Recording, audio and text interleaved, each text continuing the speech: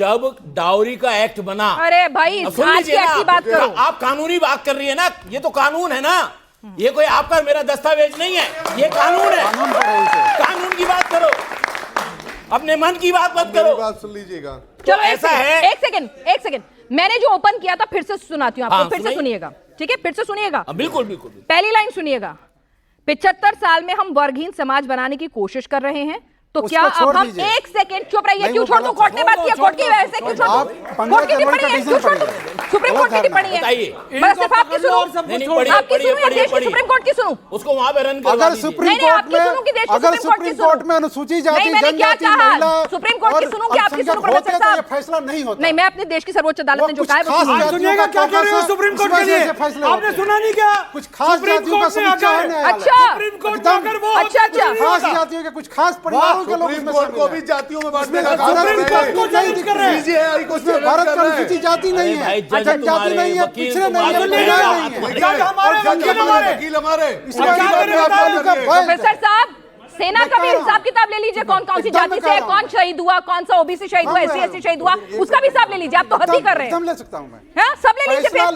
आप वर्गहीन समाज नहीं, आप जातिगत समाज चाह रहे हैं। ऐसा लग रहा है। महिलाओं के प्रति फैसला लेने में महिलाओं को इग्नोर कर दिया जाए। बोलिए मित्र जी। देखिए, अब सुन लीजिए, मैं बहुत छोटी छोटी बात शांति से 2-3 मिनट में अपनी बात खत्म करूंगा और सारी बातों का समावेश हो जाएगा।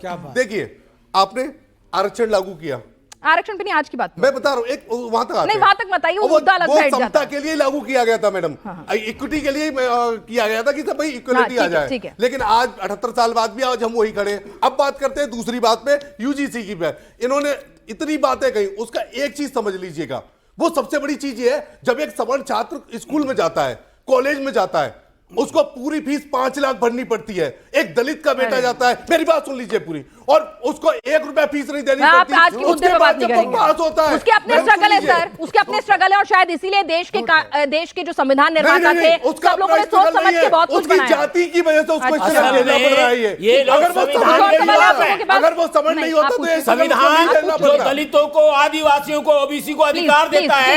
आप चारों से सवाल है।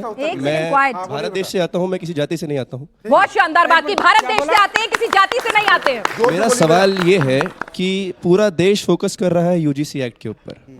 मेरा सवाल ये है कि जहाँ पे एजुकेटेड बंदे होते हैं, जहाँ पढ़े लिखे बंदे होते हैं, वहाँ जातिवाद नहीं होता है। तो एजुकेशन को लागू करने की जगह आप यूजीसी पे ध्यान क्यों दे रहे हैं? धन्यवाद। निश्चित तौर पे बहुत अच्छी बात कही आपने। मेरी कोई जाति नहीं है, ना आपकी जाति, ना मेरी। हम कहते हैं गरीब की कोई जाति नहीं होती, गरीब को आरक्षण मिलना चाहिए आर्थिक आधार पे। आईएएस कोई भी जाति का हो, आईएएस, आईपीएस, नेता, मंत्री, अगर किसी भी जाति का हो, चाहे वो अनुसूचित जाति का हो, जनजाति का हो, स्वर्ण जाति का हो, उनके बच्चों को आरक्षण नहीं मिलना चाहिए। मैं कह रहा हूं आपसे, गरीब को आरक्षण मिले, आर्थिक आधार पर आरक्षण मिले। अशोक भारती, हम आज कह रहे हैं, आप सर पूरे देश के सामने कह रहे हैं, आप बोलो आरक्षण खत्म हो और गरीबों को आरक्षण मिले। ठीक है, ये बात है, गरीबों को आरक्षण मिले। दोनों बोलो, एक सेकंड, बस हो गया, अच्छा था। अच्छा, प्रोफेसर साहब और आप दोनों से, ऐसा नहीं है कि जातियों के बीच में, ऐसा नहीं कि पिछड़े समाज के बीच के अंदर भी डोमिनेंस होता है। ओबीसी में भी कुछ ऐसी जाति होती है कि जो दबदबा अपना रुतबा कायम करके रखती हैं। एससी एसटी में भी होते हैं, उसमें भी पिछड़े फिर फर्दर और वो डिमीन होते जाते हैं। में भी होता है। एक सुप्रीम कोर्ट ने जो कहा वो सुन लो, क्या है, मैं आप ही के फायदे की बात कर रही हूं, आप ही के फायदे की बात कर रही हूं, सुन लो, स्वर्णों से ऑब्सेस मत रहो। सुनिए, मैं आपसे क्या कह रही हूँ, हर जगह होता है। हम कह रहे हैं कि भाई ऐसा तो नहीं है ना कि भाई कोई ओबीसी जो है वो ओबीसी के खिलाफ गलत नहीं कर सकता, या एससी एसटी के खिलाफ गलत नहीं कर सकता, तो उसको भी कंसिडरेशन में लेना चाहिए। एकदम। देखिए, ये जो भ्रम फैलाया गया, एक कहानी सुनाते हैं, सुन लीजिए। हाँ, सुन लीजिए, अच्छा लगेगा।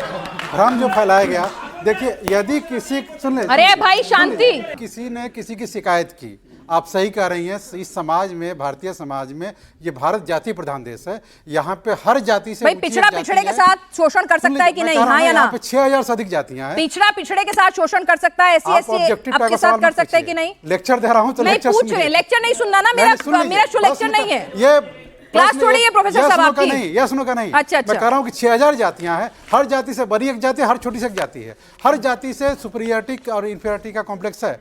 लेकिन इसको दूर करने के लिए जो पूर्वाग्रह है, दूर करना। प्रोफेसर साहब तो लेक्चर दे रहे हैं, भारती साहब आप क्लियर कट जवाब देंगे इस पे कि भाई within the OBCs and SC ST वहां पर भी डोमिनेंस है। शिकायत की तो शिकायत की जांच कमेटी बनेगी, और जानते हैं जांच कमेटी में कौन होंगे? 6 नंबर आप इनसे ये पूछ लीजिएगा, रोहित वेमुला प्रिंसिपल होंगे, 3 सीनियर प्रोफेसर होंगे। लेट्स रिस्पेक्ट जो इस दुनिया में नहीं रहा, कम से कम उसकी इज्जत करिए।